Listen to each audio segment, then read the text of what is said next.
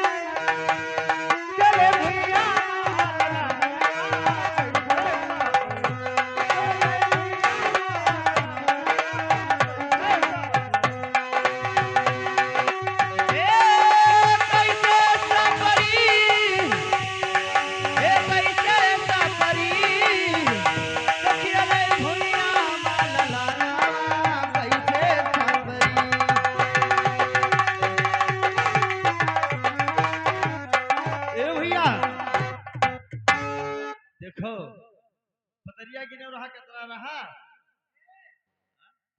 ज्यादा नहीं रहा, 11 से 60 रहा।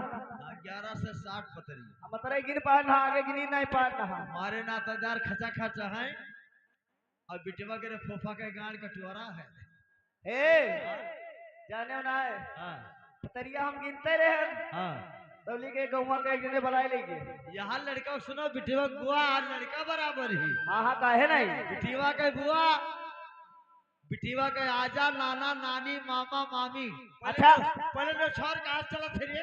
ए दही जरी कुतौ नहीं और चलत है रे, तू ना क्यों ना मारा में मरी जाबो। मने हम सिर यहाँ से रहिया ना रही थे। काहे से रहिया वाले बेचारे कहूं गड़बड़ है का? यहाँ वाले सब मेहरान को बोले हाँ हाँ जैसे तोरे दूबे पुरवा में है सभे गिरत है। अरे पटम मारा पानी निकली। सही सही बोले ना, कहा जतिया बिगाड़ रहा। सुनो लड़का मामा